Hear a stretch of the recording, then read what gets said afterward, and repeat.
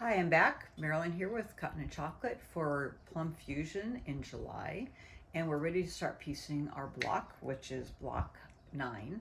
But before we get started, what I did want to mention, and we'll have information on the blocks that you pick up, but August date is moving because August 6th, which is our original plan, Jerry and I are going to be hosting the bus that's going to the Long Beach show. So that date is moving to the following Saturday, which is August 13th. So you can pick up your blocks on the 6th, but we won't have the demo that day. We'll be having that on the following Saturday, but we'll have the blocks available for you to pick up that day, and we'll have the demo ready for you also. So thought I'd mention that now. Okay. Also, the paper piecing is still on August 6th, if anybody's in both. I'm not mentioning that.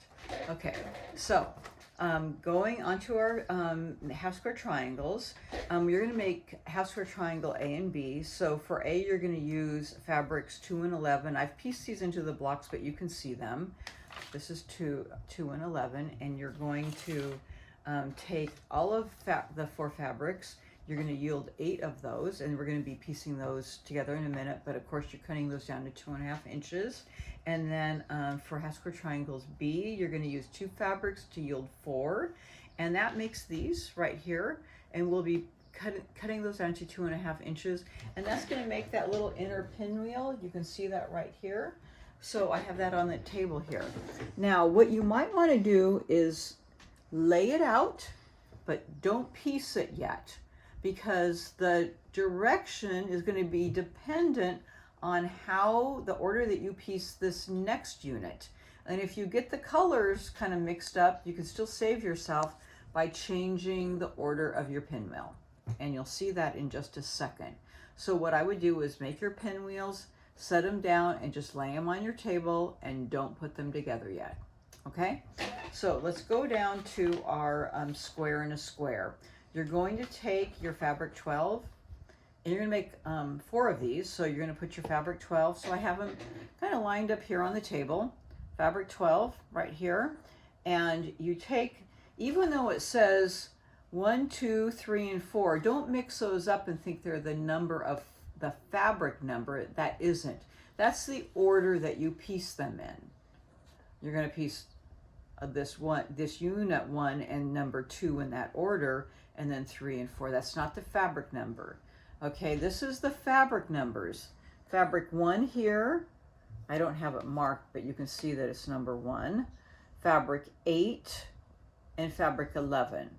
That's the colors of the fabric, but this is the order that we're going to piece.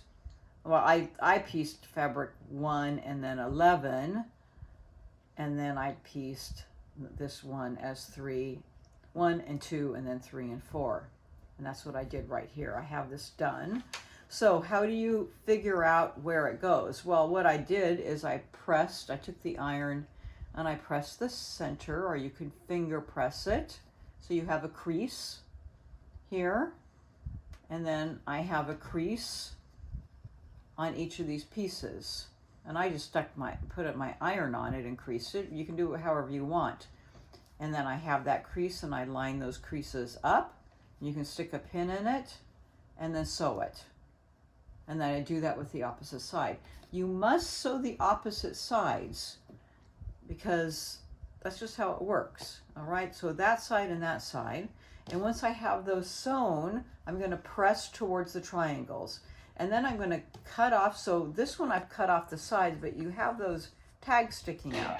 So I'll just take, whoops, excuse me a minute. I'm going to grab my ruler and my cutter, and then I'm going to take that and I'm going to line that up, okay, and then I'm going to cut off those tags. All right, you have to cut those off before you sew the next edges. So I'm going to do that with all 4 of those, run them through my machine. Okay, now I'm going to get ready and sew the opposite side. So then I line this up with the seams and line it up on that side, and I can either finger press it or I can press it with my iron, and then press this side carefully because it is stretchy. You have it on the bias, and then line up those two marks, stick a pin in it if you want, and then sew those edges. And then do that with the opposite side, and then I press those open. Okay, so now I have my square and a square, and then I use my checker trimmer to line those up and then cut it down to 4.5 inches. I believe it's 4.5. Yes, 4.5 inches. Okay, so you need 4 of those. So now this, when you see this unit here, this is this unit right here. Okay, that unit has to match your pinwheel so that those two colors match, and it actually looks like one unit extending out. There's a little seam here, but it's hard to see. And that unit. So if I had this lined up differently, those colors wouldn't match together. So if I had flipped it the other way, you know, and I had turned my pinwheel the other way, look what happened. So if I pieced this and it was going a different direction, you see what would happen? The pinwheel still looks correct, but the colors aren't lined up. And then I would go, oh, okay. Well, of course, this one's easier to take out. I'd have to take it out and start over. So instead of that, well, fortunately, I didn't sew it. So I could just turn my pinwheel and then sew that afterwards. Okay? So that's, I think, a smarter way to go. So sew all 4 of those and then adjust your pinwheel so that the colors match. Okay? So once you do that, then you can sew your pinwheel together. That's 4.5 inches. That should be 4.5 inches once you sew that together. And then the last piece is your corner unit. And you've made lots of these. So you have your triangle, you have your fabric 3 and your fabric 1. You make 4 of those. That should be 4.5 inches. And that's going to go right in the corner here, in each corner. So you have 4 of those here on each side. And you can see that right in the corner here, on each of those corners. So you have your pinwheel, you have these units on the outside, and you can see that diagrammed here in black and white. So there's your pinwheel, those are your corner units, and these are your square and a square units. Okay, and it goes together pretty easily. Do you have to match anything? Well, yes, you do have a point. Of course you do.